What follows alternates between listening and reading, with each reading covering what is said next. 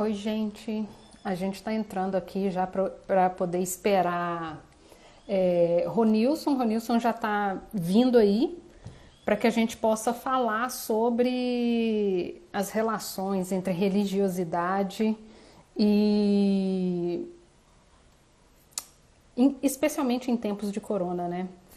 E que fica aí para a gente entender como que tem funcionado, até porque a gente já sabe que os evangélicos são ali base de apoio do, do governo Bolsonaro desde sempre. A gente já sabe como isso funciona, já sabe que como eles trabalharam para a eleição, como eles compõem o governo, o quanto esse governo quer ministros terrivelmente evangélicos. Então não é nada que seja 100% novidade para a gente. Mas agora, em meio à pandemia, a gente tem essa curiosidade de saber. A gente já tem acompanhado, né, a ação de muitos líderes evangélicos aí em meio à pandemia. A gente tem visto os teleevangelistas aí fincando o pé a todo momento para poder manter as igrejas abertas e os cultos ali a todo vapor. E são igrejas gigantescas, 1.000, 2, 3, 4, 5 mil pessoas, né? Então é bem complicado. Mas aí a gente viu que foi necessário ali que a justiça literalmente interviesse para poder dizer: Malafaia, você precisa fechar essa igreja. Não tem jeito, a situação é grave. Então é realmente nessa situação. Deixa eu ver se Ronilson já entra aqui pra gente. Olá. Agora sim. É, já tinha enviado a solicitação, eu fui o primeiro Passou a correndo, aparecer. passou correndo aqui, nem vi. Então, gente, para quem não sabe, o Ronilson está morando em Nova York já há mais ou menos um ano, Ronilson. É um ano letivo, né? Cheguei aqui em agosto, o ano letivo está terminando agora, em maio. Vai completar um ano aí, Vai então. completar um ano em agosto. Então, assim, tá no epicentro da pandemia do momento, né? Nova É, York a gente tem assistido aí nos jornais que está absolutamente a ensandecida a gente, cidade. a gente tem dito constantemente que a gente está lidando, os americanos estão lidando com um 11 de setembro, mais que um 11 de setembro por dia, né? É, acho que a gente suspeitava um pouco pelo tamanho da circulação de Nova York, uma cidade muito cosmopolita e tudo mais, mas acho que ninguém tinha muito noção da velocidade Que isso ia e escalar, da né? agressividade que isso ia acontecer. Eu acho e é muito interessante porque, se pensar, por exemplo, quando chegou nos Estados Unidos, o epicentro estava em Washington, né? Washington ficou um pouco ali no olho do furacão. E Depois você da vai. visita de certas pessoas. Alguém ficou transitando por lá e carregando isso. Mas você vê que hoje na lista, o Washington está com menos de 1.000 mortos, né? E Nova York está com quase 20 mil. Então, a gente está falando de um mês, né, cara?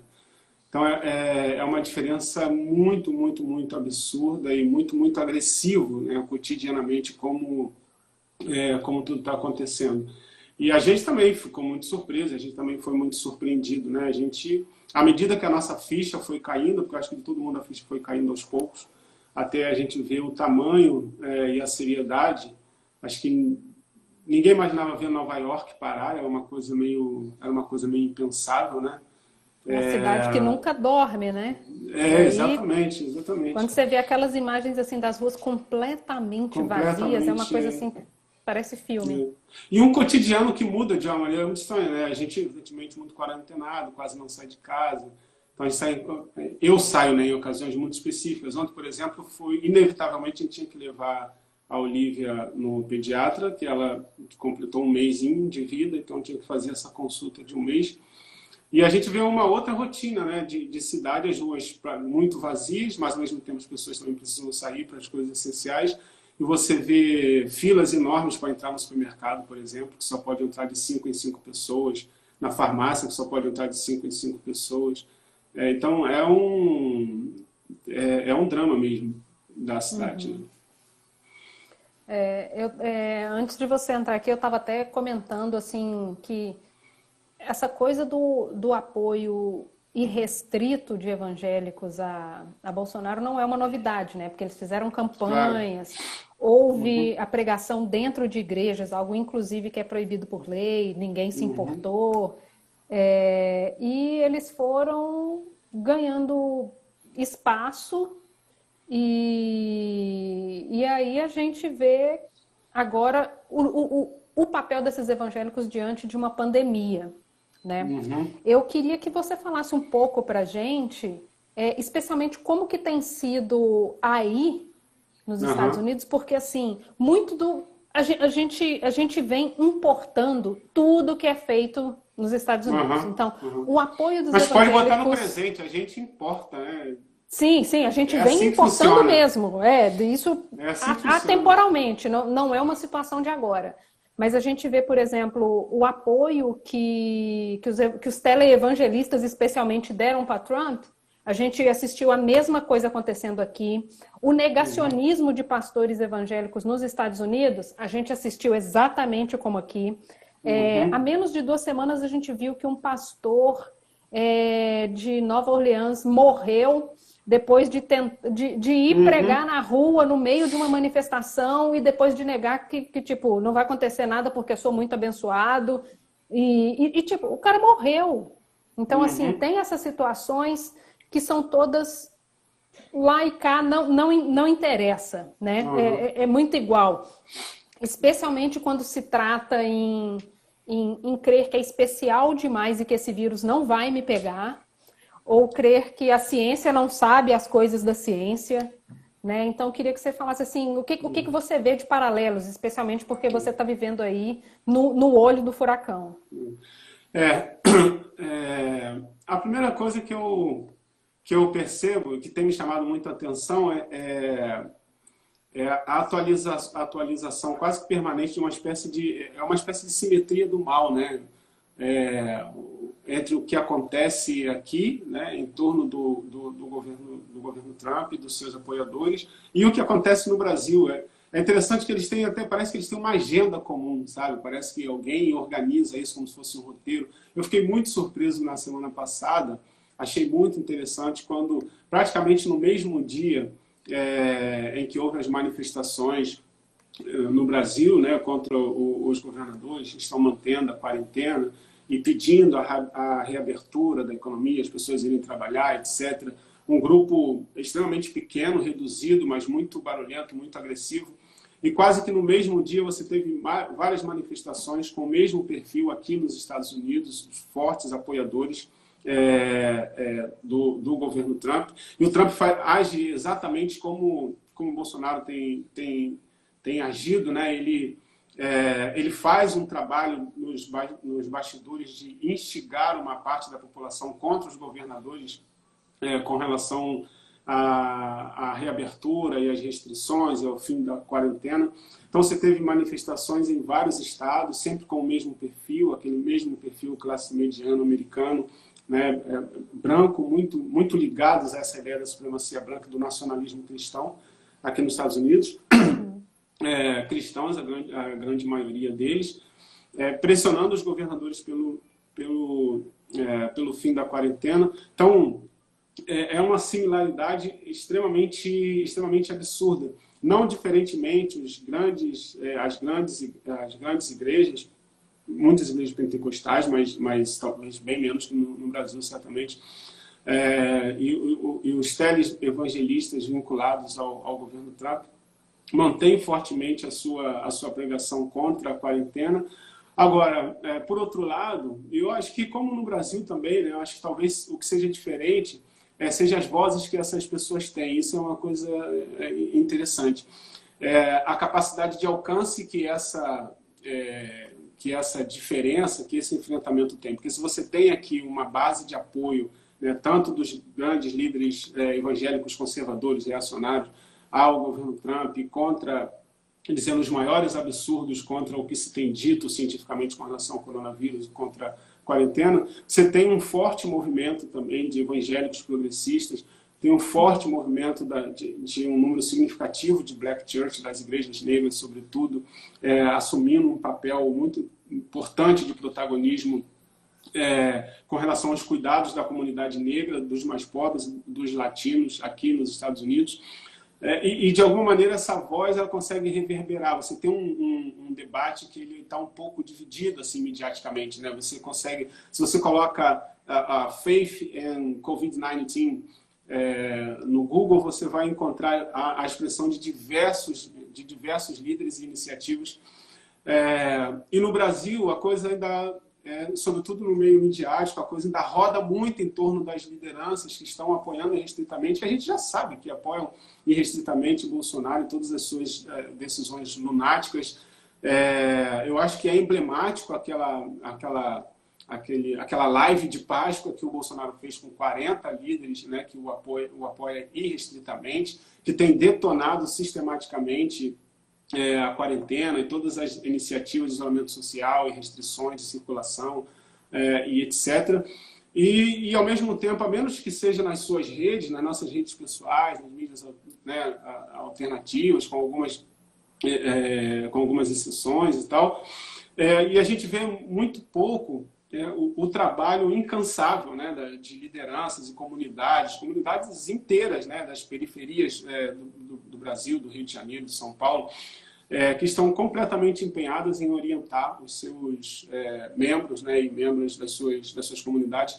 Então, aqui eles ainda dividem um pouco dessa atenção. Você já tinha aqui nos Estados Unidos uma campanha muito forte, né, do Poor People Campaign, que é trazendo uma iniciativa do Martin Luther King que foi interrompida quando ele foi assassinado e foi retomada pelo reverendo William Barber.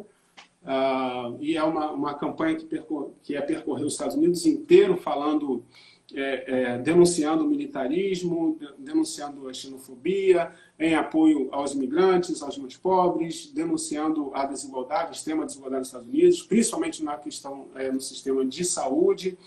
E aí o que aconteceu? Veio o Covid-19 e essa campanha ela se direcionou diretamente para os efeitos do Covid-19 aqui nos Estados Unidos e no seu impacto nos mais pobres. Os Estados Unidos está com mais de 5 milhões de pessoas nessa faixa da pobreza, né, da linha de pobreza, que se tropeçar cai na pobreza extrema, que é quase a metade da população num país em que você não tem saúde pública, em que eu vi essa história, eu não esqueço essa história, né, que um jornalista contou, que uma médica disse para um paciente que já estava num estado terminal, numa condição de Covid-19. Eu vi essa matéria. Né, e ela disse que finalmente chegou os respiradores e ele perguntou quem ia pagar, porque a família dele não tinha condição de pagar, e ela falou que ela ficou estarrecida e nunca imaginou que ela ia ouvir de um paciente em estado terminal que tem uma chance de viver e perguntar quanto seria para ele continuar vivo. Essa é a lógica, né, daqui.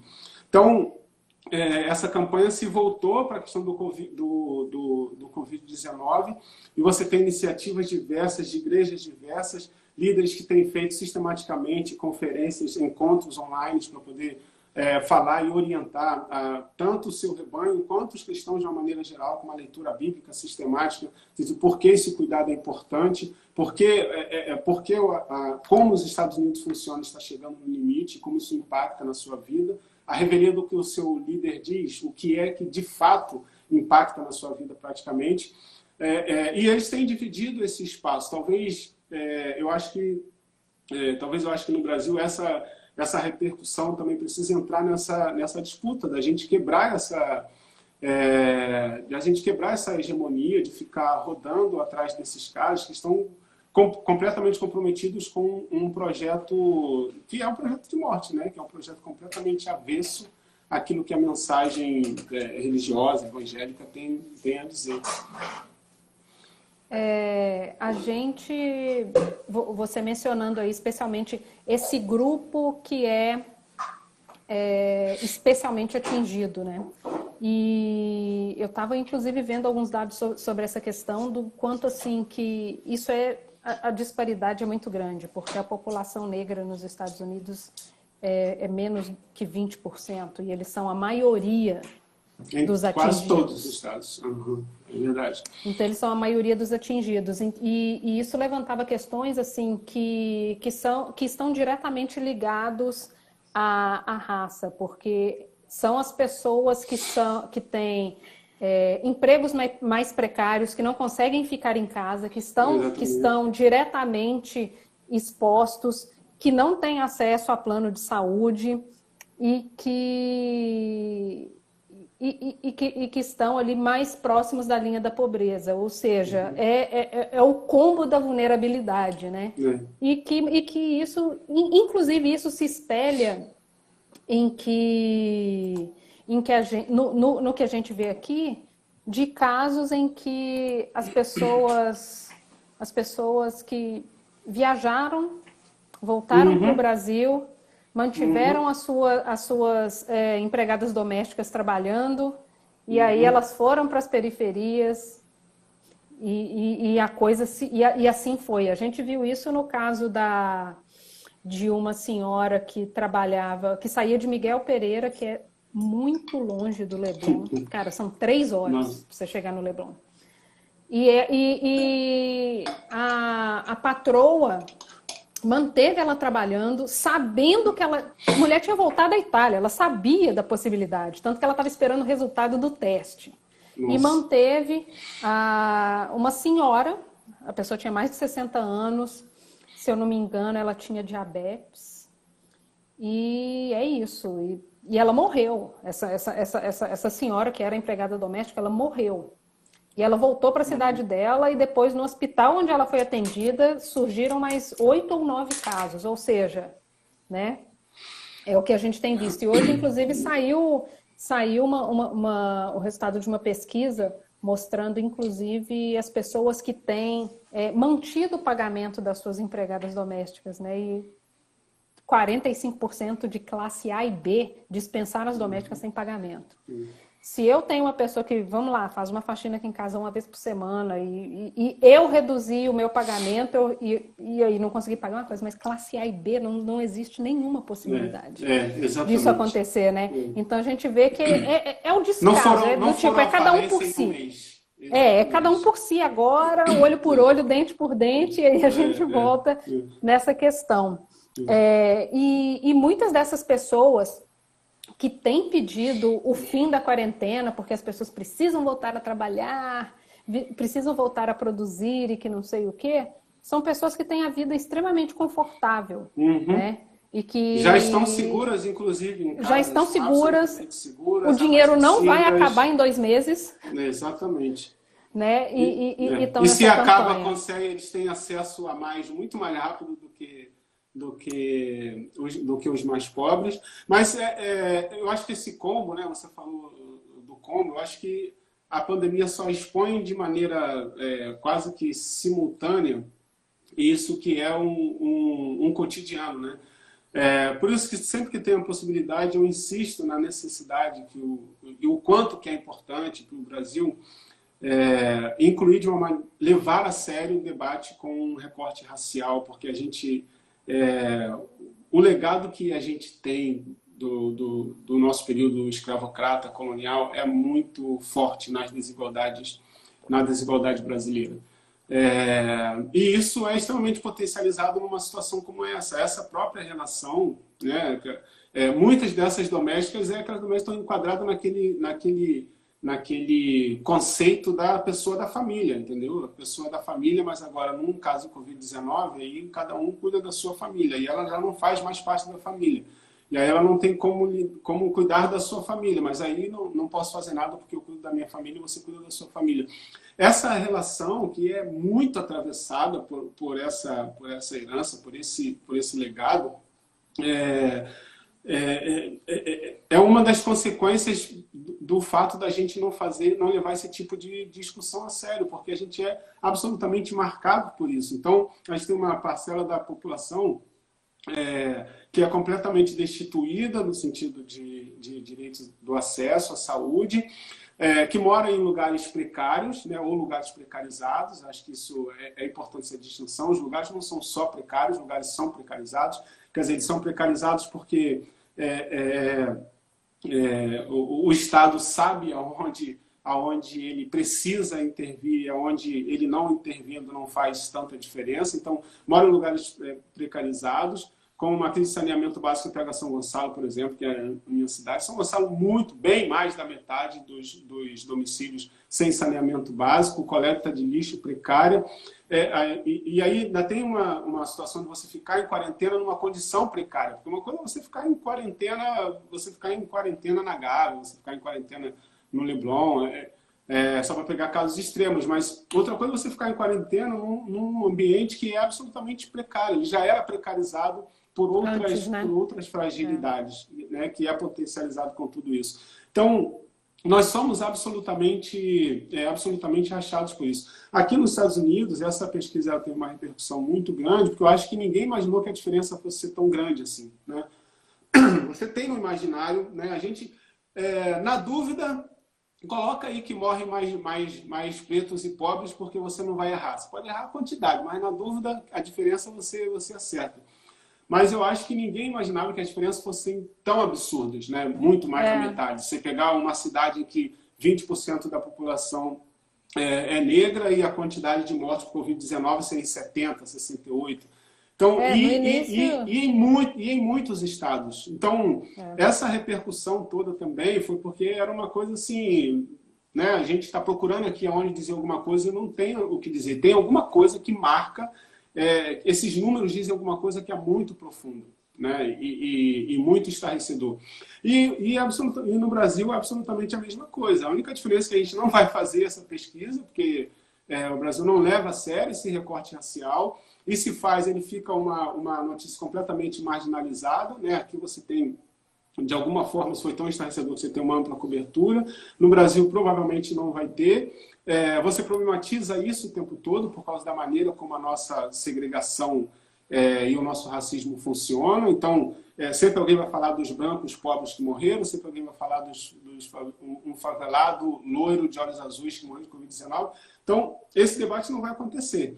Mas isso é uma pena, porque esse debate está marcando o avanço e o efeito da Covid-19 no Brasil. Você pegar, por exemplo, essa relação, o que tem acontecido em Manaus, por exemplo, né, um lugar absolutamente... É uma capital, pô, uma capital absolutamente precarizada, uma capital absolutamente abandonada, negligenciada, onde todos esses cômodos que você falou são potencializados pelo Covid-19. Essa imagem de Manaus, que é tão estarrecedora quanto a imagem de Nova York. E aí, só para concluir, até pensando por uma perspectiva da religiosidade, né, que é um pouco do nosso tema também, uma coisa que eu tenho pensado muito é o quanto que essa pandemia trouxe um fator extremamente doloroso, que é a impossibilidade das pessoas se despedirem, né, das pessoas terem um funeral, fazer essa passagem do corpo, da despedida, de zelar de poder dar o último toque no corpo da pessoa, da proximidade, da pessoa que você ama, etc. Você ter enterros coletivos absolutamente impessoais, o quanto que isso é agressivo, né? O quanto que a despedida é importante, faz falta, o quanto que o funeral faz parte. E nós estamos vendo uma quantidade absurda de pessoas que elas simplesmente se foram, né? Elas não têm memória, não têm despedida, não têm citação. Tudo isso é tão agressivo quanto o que está acontecendo aqui, por exemplo. E isso, inclusive, de pessoas que a gente nem sabe se testou positivo ou não, porque muita gente, inclusive, tem recebido o diagnóstico dias depois de ser enterrado. Então, isso tudo é extremamente cruel. Pensando aqui nessa coisa inclusive da religiosidade, no sentido de o quanto a gente não tem se importado com o outro, que é uma premissa de qualquer religião, né? A ponto de exigir que o outro se exponha enquanto eu estou tranquila aqui na minha casa. E isso, inclusive nas manifestações, e aí a gente vê essa questão da religião nas manifestações, as pessoas falando, gritando que Jesus é rei e que Jesus sabe das coisas, em manifestações no meio da pandemia. E uma das coisas que a gente viu ali e que marca muito isso é o quanto, especialmente evangélicos, têm usado de bandeiras de Israel, por exemplo, no meio dessas manifestações.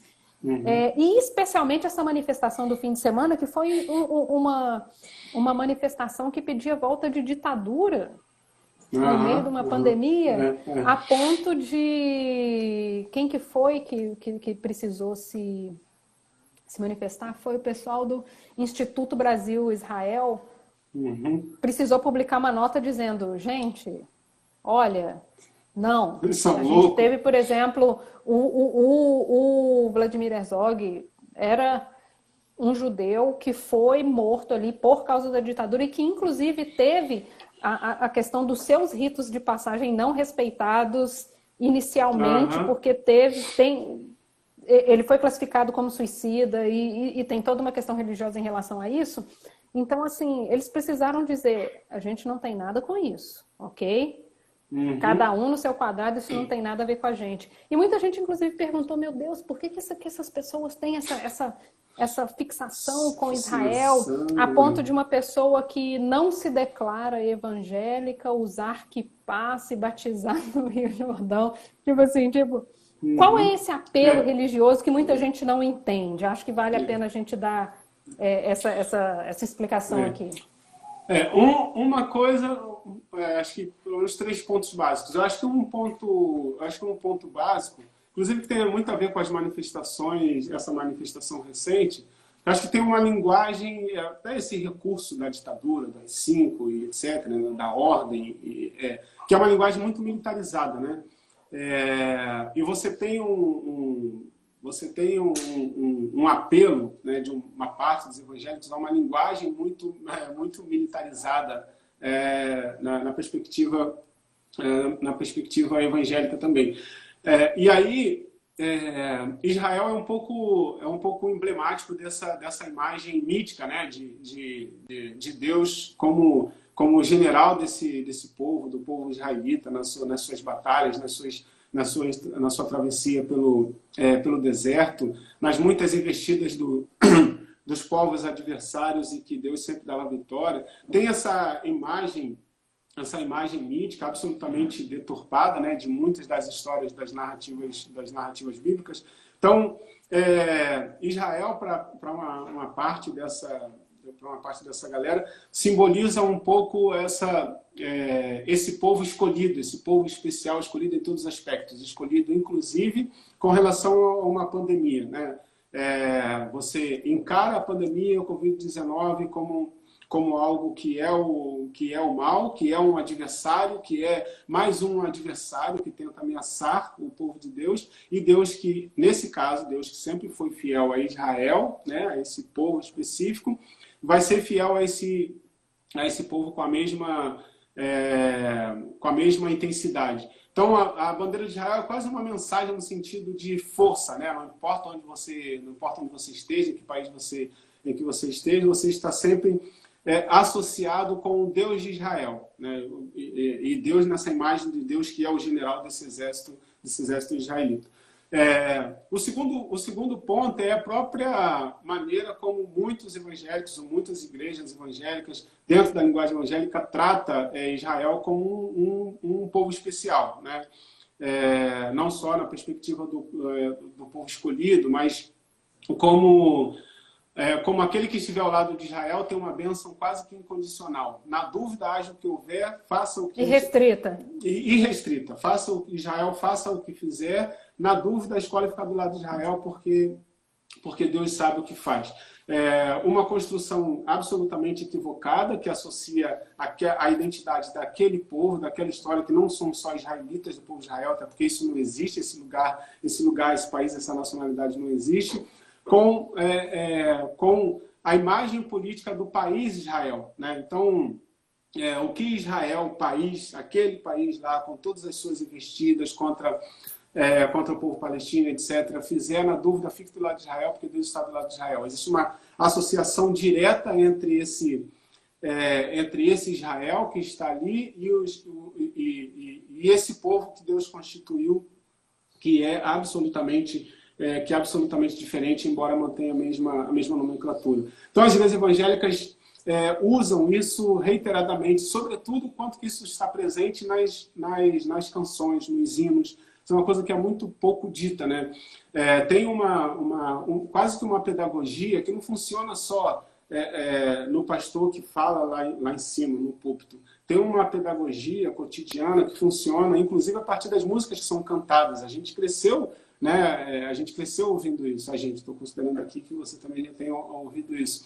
Mas a gente cresceu ouvindo isso, né? Que o nosso general é Cristo, das muralhas de Jericó, que vão sempre esse recurso que é bélico e ao mesmo tempo mostrando da superioridade de Israel. Né? As igrejas gostam de usar essa imagem de Israel como um país que é tão pequeno, né, cercado por diversos inimigos, e em todas as batalhas ele sai vencedor. Então, a construção dessa imagem de Israel pela maioria das igrejas, pela maioria dos pastores. E aí o terceiro, que Israel se tornou esse lugar meio mítico, né? Não é só um lugar histórico, é um lugar que está imbuído desse poder. E aí você faz qualquer loucura. Inclusive, existe uma bênção especial em você ser batizado no Rio Jordão, entendeu? Você ser batizado em qualquer outro lugar, na sua comunidade, na sua igreja. O que é completamente curioso, que isso é completamente diferente.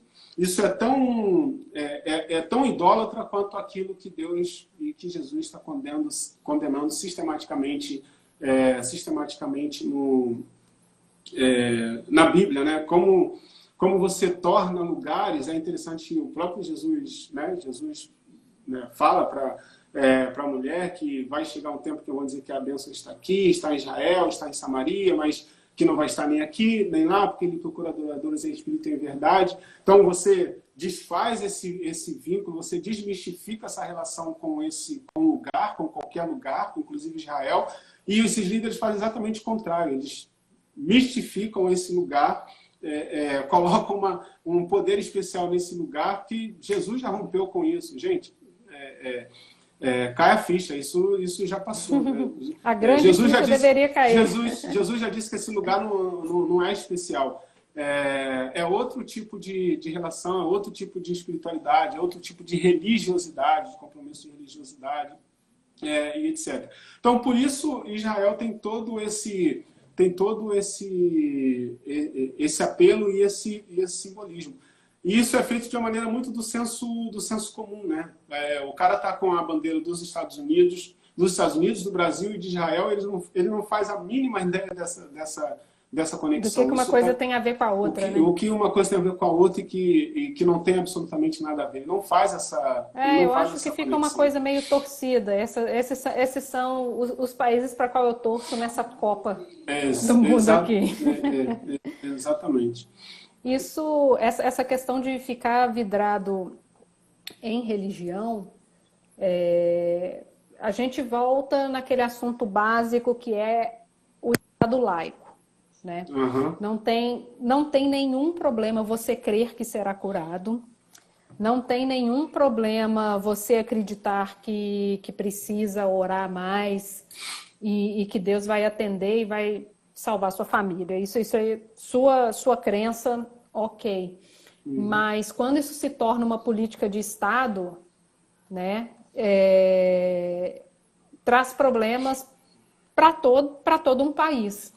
Porque a gente desestrutura o sistema de saúde, né? E a gente simplesmente impõe a pessoas que não compartilham essa fé coisas que elas não escolheram, né?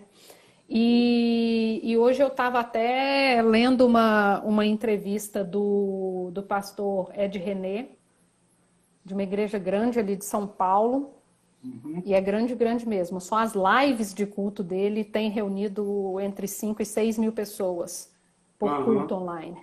Então, que é o que eles têm de membro, né? Mais ou menos. Sim. Então, assim, a gente vê que é isso.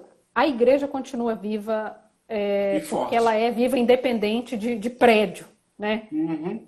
E uma coisa que ele tem dito é sobre esses riscos de se aliar irrestritamente a um político e realmente há pessoas que creem que Bolsonaro é o enviado, que o nome dele, que Jair Messias é Messias, né? Uhum. Então, assim, nessa entrevista que está publicada na Veja, saiu hoje, eu estava lendo hoje mais cedo, ele diz que tem um risco duplo nessa coisa de você achar que nesse apoio restrito, que é o primeiro risco é que essa comunidade religiosa, os fiéis, eles em determinado momento vai chegar uma hora que ele pode se voltar contra o governo, porque ele vai achar que, vamos supor, alguém da minha casa pegou e morreu, aí você começa a desconfiar que esse governo Uhum. não estava tão certo assim. E a segunda coisa é que você vai, inclusive, duvidar de Deus, porque Deus não ia salvar tudo isso, eu não sou tão especial assim. Então você Uhum. precisa realmente ter esse raciocínio de uma forma muito linear para entender que tem a coisa do tipo, não tentarás o Senhor teu Deus, meu filho, faça a parte. Não se joga Se desse vira, né? precipício porque você não tem asa, né? Então, assim, como você vê essa questão desse apoio irrestrito a um político naqueles moldes do, nossa, Deus manda a gente orar pelas autoridades desse Nossas país e que lideranças, não sei o etc. quê, as nossas lideranças. Como que você enxerga essa misturança? Bom, primeiro que eu acho como, como a nossa educação, né? Eu vou usar esse termo, né? Educação da formação bíblica mesmo, ela em algumas deficiências, acho que trazem alguns desses prejuízos para a gente. A nossa compreensão muito limitada e equivocada do jejum, por exemplo, faz com que a gente tenha e trate até com naturalidade uma convocação de jejum como aquela. Que a gente pode falar depois, isso é outra coisa. Mas essa compreensão, como que ela é equivocada. Com relação a governos e posturas de governo, eu acho interessante pensar. Você tem um livro do profeta Samuel, por exemplo, né, do capítulo 8, que é um capítulo bem conhecido, que o povo pede um rei, e aí né, o povo enche o saco, né, de Deus nas suas orações, porque quer um rei, porque todas as nações têm, só eles não têm e tal. E Deus aceita, mas ele fala para eles, eu estou aceitando, né, em outras palavras, vou fazer porque o povo tem pedido, mas eu quero que você seja bem claro com relação às consequências deles terem um rei. Que tipo de rei pode aparecer? Né? Não é que isso, o rei é isso restritamente, mas que tipo de rei pode aparecer? O rei vai beneficiar os seus privilégios, em outras palavras, né, os seus privilégios, seus privilegiados, e vai explorar o povo para isso, quer dizer, para ele enriquecer e se manter no poder, como que o povo vai ser explorado. Numa situação de conflito, de guerra, ele vai colocar o povo à frente das suas guerras, à frente dos seus tanques, dos seus cavalos, e ele vai permanecer protegido com os seus. Como isso vai gerar uma carga de privilégios e outros interesses que vai se distanciar completamente do que o povo esperava. Né? Isso para dizer o quanto que Deus está exigindo esse tipo de sagacidade, né? Esse tipo de responsabilidade em termos de percepção e em termos de perspectiva crítica com relação ao governo. A segunda coisa com relação, que tem a ver com a nossa entrevista, eu acho até que o Ed é bem mais otimista nesse sentido do que eu. Porque eu acho que é tão provável, isso tem sido tão recorrente, que mesmo depois desse apoio restrito, mesmo que apesar de ter feito toda essa defesa, alguém próximo faleça, ou alguém amado faleça, ou que ela mesma possa cair convalescente por conta do Covid-19, ainda existe uma grande possibilidade da problematização ser feita em relação à fé da própria pessoa e não propriamente dos discursos e das declarações às quais ela foi exposta.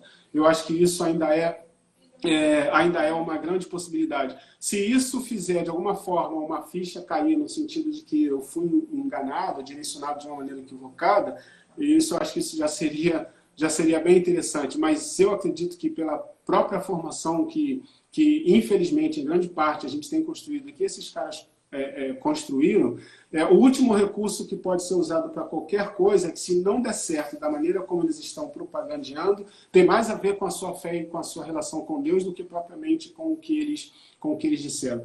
Então, por isso que eu acredito que é um trabalho árduo de formação e por um lado de formação e por um lado de crítica radical ao que esses caras têm sido dito. A gente precisa, eu não gosto muito desse termo, mas o termo é um pouco esse, né? Fazer essa disputa publicamente, né? Uma disputa que é bíblica, publicamente, com relação a essas grandes contradições, porque essa possibilidade existe, porque no fim das contas, se você não tem explicação, e você não vai, dificilmente alguém vai colocar isso na conta de Deus. Coloca na sua fé, coloca em alguma coisa que você tenha feito, né? Se um dia anterior você fez alguma coisa que você considera que você não tivesse feito aquilo ontem, talvez isso não tivesse acontecido. Então então o que esses caras acaba que o que esses caras estão fazendo, e ela se mistura com essa formação, porque eu acho que é mais do que a instrução, a loucura, o devaneio desses caras, em especial do governo, que é seguido por esses líderes evangélicos. Essa coisa funciona porque a gente tem uma base, uma formação que permitiu esse tipo de ambiente. Isso acontece no dia a dia, né? Nas enfermidades do dia a dia. Tudo coopera para o bem daqueles que amam a Deus. Quer dizer, no fim das contas, esse versículo vai encaixar em algum momento, né? Então, irrestritamente. Então, eu acho que é muito mais sério do que... eu acho que as consequências são muito piores do que a gente imagina, inclusive com relação a essa disputa. Que esses caras... Aí é isso, né? Aí é como esses caras usam de maneira criminosa, mas esse ambiente está formado. Essa que é a grande questão. E isso não é uma coisa nova, né? O uso da religião para fins políticos absolutamente não é novidade. E isso não aconteceu de 2018 para cá também. Não é uma coisa que aconteceu repentinamente. A base eleitoral evangélica é uma coisa que vem sendo construída há muitos e muitos anos, de forma minuciosa, trabalho de formiguinha mesmo. E não foi feito de forma descoordenada. Outro dia eu estava, inclusive, conversando com um colega, o Rafael Dourado, sobre quando que, na minha época de adolescente, quando eu estava na igreja, a gente leu os livros do Daniel Mastral, era Mastral o nome? Você lembra desses livros? Sobre satanismo. A gente leu esses livros e esses livros demonizavam figuras políticas reais. Que foi, inclusive, de onde veio o que hoje a gente chama de meme, mas é um meme extremamente real para quem é religioso, que é a questão do Temer ser o anticristo. Assim, a gente ri disso hoje, porque assim, mas eu li isso na adolescência e eu fiquei apavorada. Né? Fazia total sentido, eu achava que a gente ia morrer. Então, assim, a gente vê que isso, assim, isso aconteceu. Eu li isso há 25 anos, olha só, não é uma coisa nova. E quando eu estava conversando com o Rafael sobre isso, ele me disse, nossa, e eu era amigo pessoal dele. Eu falei, tipo, como assim? E eu falei, e como que você saiu desse mundo? Porque essa roda continua girando. Ele falou, Cara, eu comecei a ler livros de pastores que eu admirava. Eu comecei a ler os livros, a biografia do Luther King.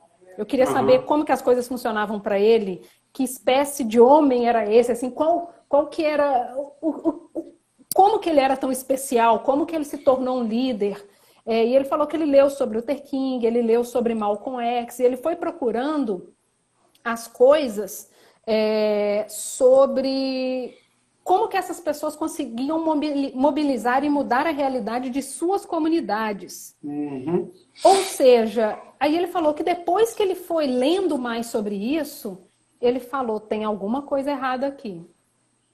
E deixou de lado essas outras coisas. Então, assim, a gente vê que é preciso sair dessa bolha. Exatamente. E ler outras coisas. Exatamente. A gente precisa ler mais, aprender mais, entender mais sobre essas pessoas que mudam a realidade. Eles mudaram a realidade, não foi de uma comunidade, não, foi de um país. Né? E a mudança de uma realidade em um país que hoje impacta no nosso. Hoje a gente lê sobre Malcolm X, hoje a gente lê sobre Luther King. Então a gente sabe que eles foram líderes grandiosos. Né? Então a gente precisa ler mais sobre isso. A educação, literalmente, a educação liberta, literalmente. E o negócio essas pessoas sabem que a educação liberta. Então, muitas das vezes, existem líderes que se colocam como os donos da verdade. Você não precisa buscar conhecimento, porque Deus falou comigo e eu estou falando com você, e esse aqui é o recado que ele tem para você. E esquecem de uma coisa muito, muito básica, que é inclusive um corinho antiguíssimo, que é o véu que separava, já não separa mais. Nossa, mano. É direto, o seu contato com Deus é direto, você não precisa de intermediários. Então, assim, se eduque, se liberte, porque aí a gente não vai ter os problemas de uma pessoa interpretando um jejum completamente cooptado por um líder político que não coaduna da sua religião e achar que isso é ok. Exatamente. Esse é um critério extremamente importante. Você falou do Martin Luther King, do Malcolm X e tal. E aí eu lembrei que, por exemplo, aqui nos Estados Unidos, quando teve um surto de poliomielite, né, os Estados Unidos teve um surto de poliomielite muito forte na década de 20, 19, 20, 10. Inclusive o Roosevelt, né, é a vítima mais famosa desse surto, né, ele tinha paralisia e tal. E aí teve uma grande mobilização das Black Church, das igrejas negras, porque você tinha uma dificuldade com relação à vacina, as pesquisas em andamento e acesso à saúde, etc. Uma grande mobilização das igrejas negras no sentido de acolher, né, o povo e fazer as precauções necessárias para distanciar a comunidade negra desse surto, e fizeram uma lista de propostas que era necessária como responsabilidade do Estado com relação ao trabalho, com relação à assistência, com relação ao cuidado. Quer dizer, dentro de uma situação de surto que, né, eles não foram vigílias pelo fim da poliomielite, foram buscas práticas de como atender o povo naquele momento diante de algo que estava fazendo vítimas. Mesmo na perspectiva do Evangelho, a ação de Jesus não era acabar com a existência da lepra. A ação de Jesus era cuidar da pessoa que era atingida por lepra. Então, o critério é sempre no sentido prático, né, efetivamente. E é uma pena que, por exemplo, com relação ao jejum, essa convocação do jejum, ela também só floresce, ela só tem algum efeito, para além da adesão desses líderes, né, malucos, mas eles têm igrejas gigantescas. Essa concepção só faz sentido porque nós fomos formados dentro de uma concepção de jejum que ele funciona quase como uma moeda de troca, né? Nós não fomos educados na perspectiva do jejum como algo que te transforma e faz com que algo no sentido de uma doação. A gente aprendeu o jejum quase que como a última moeda que você tem, que se você fizer, aí Deus fica tão constrangido que, pô... Olha o sacrifício. O cara faz 10 refeições por dia. O cara está uma semana sem comer, mano, agora eu não posso recusar. E aí a gente é formado com essa concepção de jejum, entende completamente equivocado, se agarra à ideia de que Jesus, numa determinada ocasião, disse essa casta só sai com jejum e oração. Então a interpretação vai lá e joga um poder especial no jejum, que é uma questão super problemática, porque no original você não tem essa palavra. Você tem Bíblias, por exemplo, versões da Bíblia protestante nos Estados Unidos e a própria Bíblia de Jerusalém, que é católica, né, no Brasil, não trazem jejum nesse trecho. Então, e aí só que você se apega a esse formato e você esquece do formato em que o único lugar em que Deus descreveu o jejum que ele pede. Ao invés de você ter uma ênfase no jejum em que Deus está falando do acolhimento aos desabrigados, de vestir o nu, de alimentar os famintos, visitar os presos, libertar os presos, etc.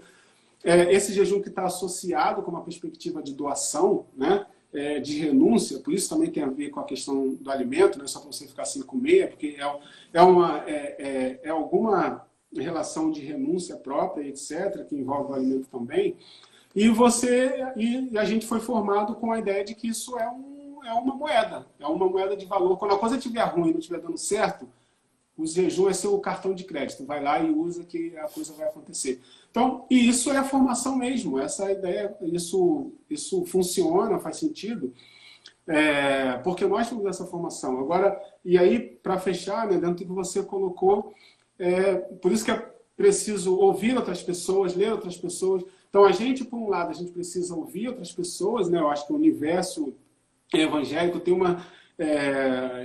sobretudo a juventude, né? Precisa ouvir outras pessoas, precisa usar essa curiosidade da juventude para ouvir e entender outras perspectivas, mas acho que também é necessário dar visibilidade a essas outras experiências. E aí é uma responsabilidade, inclusive da mídia também. Você ficar procurando pessoas para poder contrapor ao que Malafaia disse, eu não faço mais isso, entendeu? Eu não vou pegar uma declaração do Silas Malafaia no fim de semana e me ligar para dizer o que eu acho do que ele disse, o que eu digo para contradizer. Não, eu estou fazendo outras coisas. Você pode perguntar sobre o que eu estou fazendo, entendeu? Eu não tenho que dar resposta ao Malafaia. E assim, são esses diversos esforços nas periferias, as pequenas comunidades que entenderam a gravidade da Covid-19, como elas estão mobilizadas por elas, pela comunidade, como está para além da perspectiva da religiosidade, de ser evangélico ou não, entendeu a perspectiva de comunidade, que é uma ajuda que é para todo mundo, como os pastores estão virando dias e noites, trabalhando, recolhendo comida, abrindo sua igreja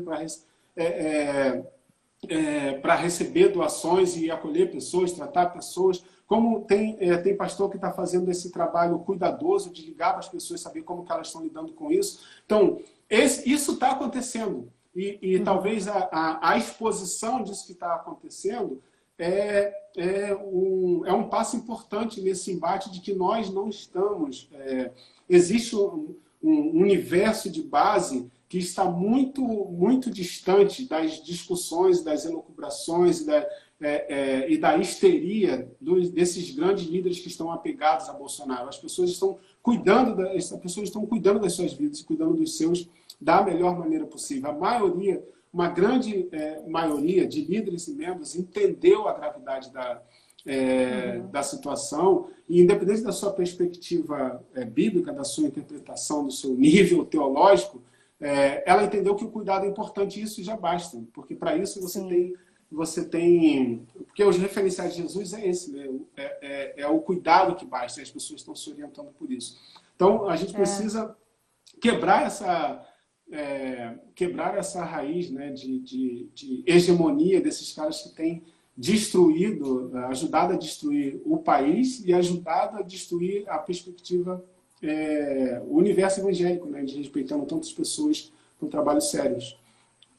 E isso que você disse sobre dar voz a essas pessoas, amplificar a voz dessas pessoas, é um erro que o jornalismo comete, isso é um fato. E não só com líderes evangélicos. Afinal de contas, né?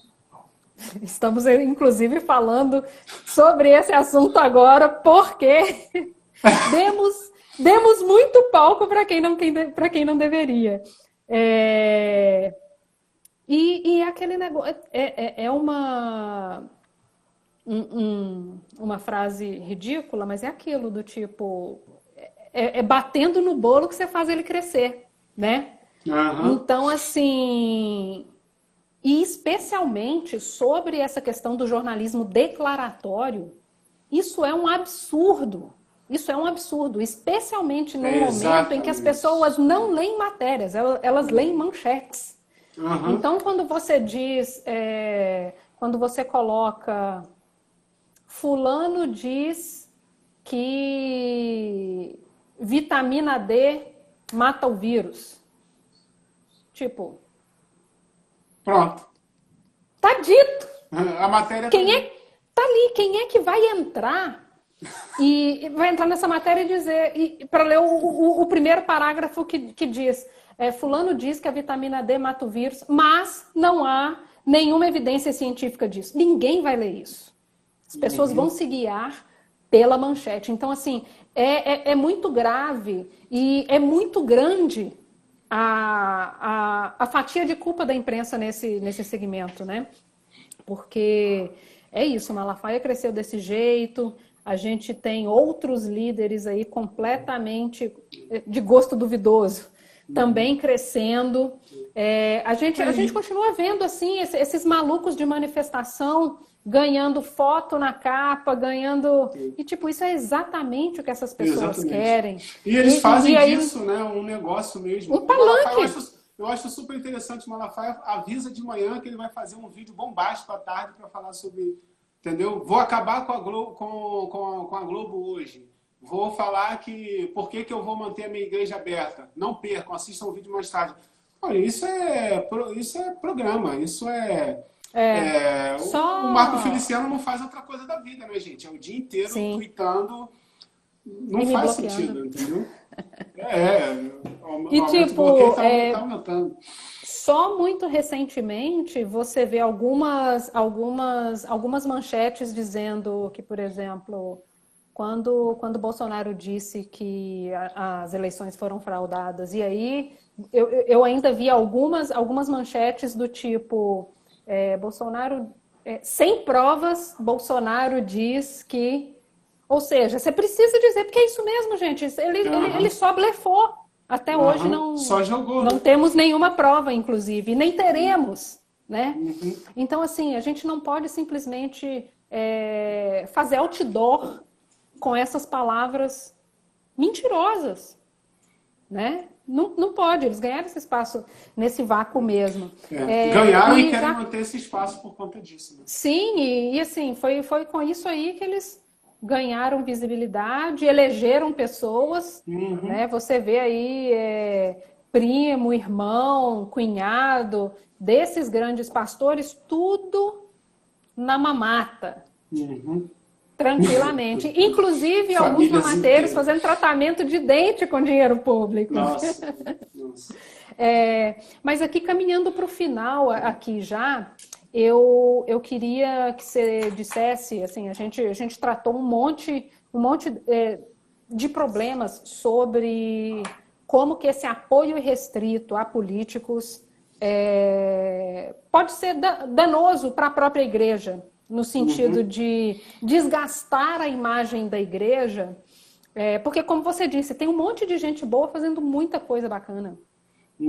Mas o que a gente visualiza são os vendilhões do templo. Isso é o que ganha espaço, né? Então, eu queria que você dissesse aí do tipo, quando que essa fatura vai chegar e de quanto será esse boleto para a igreja? Eu acho que uma fatura cara, um preço caro a pagar aqui recentemente um grupo de cristãos lançou um documento, tipo o documento Kairos, que é um documento que foi feito na África do Sul em 85, num compromisso da igreja com a reconstrução da África do Sul depois do apartheid, numa exigência de reparação e etc. Eles fizeram um documento parecido. E aí eles falam da necessidade, desse tempo, Kairos e tal. E uma coisa que ela fala, Alice Theo Harris, se eu não me engano, uma coisa que ela fala é que um preço alto a pagar é uma perda total da importância da igreja enquanto articuladora comunitária, enquanto um referencial importante no sentido da mobilização e articulação social. Eu acho que essa é uma mesma fatura. Esses caras estão empurrando a igreja. Quando eu digo empurrando, é literalmente mesmo, porque eles estão arrastando diversas iniciativas e histórias que transformou a vida de pessoas e comunidades.